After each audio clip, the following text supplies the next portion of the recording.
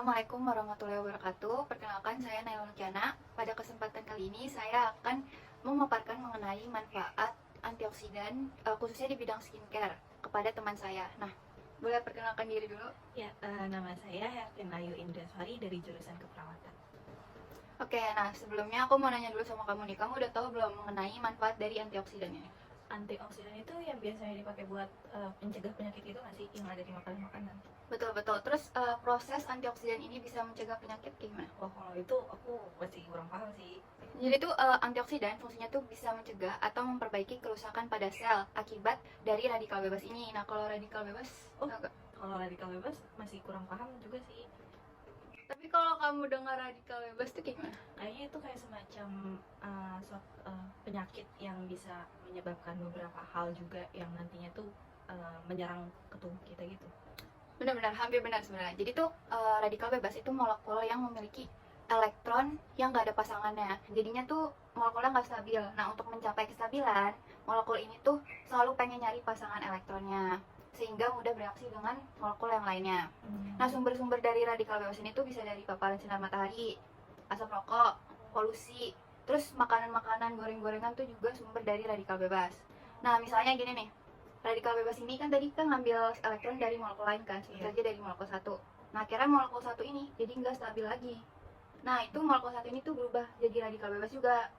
Terus molekul satu ini yang jadi radikal bebas bakalan ngambil elektron dari molekul lainnya, misalnya molekul 2. Jadi molekul 2 jadi radikal bebas juga. Dan begitu seterusnya, jadinya membentuk reaksi berantai gitu.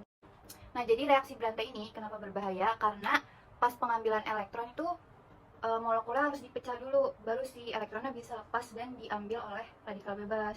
Makanya struktur dan fungsi molekul yang diambil elektronnya bisa berubah, bisa.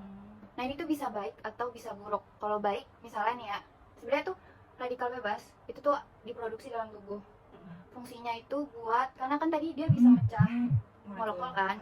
Fungsinya misalnya makanan yang kita makan dipecah oleh radikal bebas sehingga makanannya itu jadi senyawa yang lebih sederhana dan menjadi energi. Nah, itu bisa juga.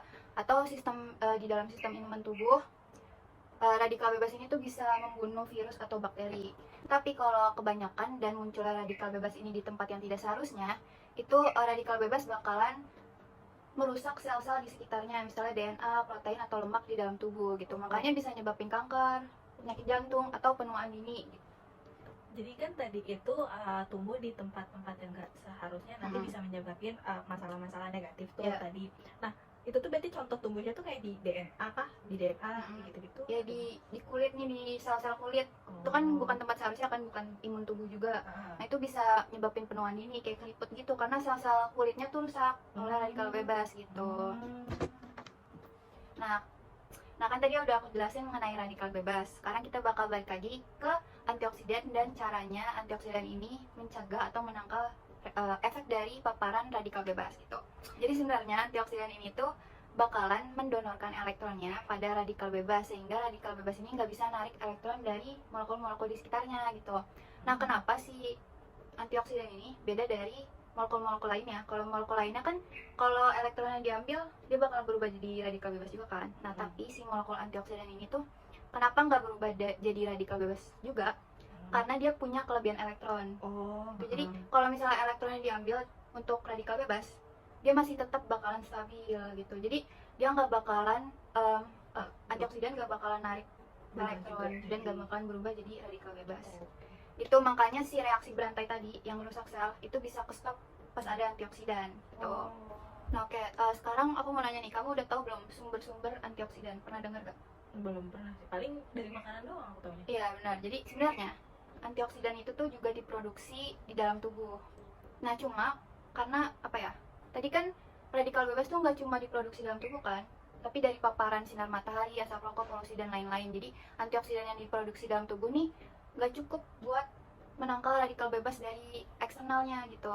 Makanya perlu ada penambahan antioksidan dari luar tubuh. Bisa tadi dari makan makanan kayak buah-buahan, sayur-sayuran, kopi, teh, itu coklat itu bisa, itu tuh punya molekul yang memiliki antioksidan. Terus juga dari suplemen, ada kan suplemen antioksidan, terus dari skincare juga bisa untuk mencegah penuaan dini gitu. Nah, makanan tadi kayak buah-buahan, sayur-sayuran itu kan menjadi sumber antioksidan. Nah, kenapa mereka bisa menjadi sumber antioksidan? Karena tanaman itu tuh punya ada vitamin C, vitamin E, polifenol atau alkaloid. Pokoknya di dalam tanaman hampir sebagian besar tanaman itu tuh punya senyawa yang bersifat antioksidan gitu. Bisa diambil dari buahnya, daunnya, batangnya atau akarnya.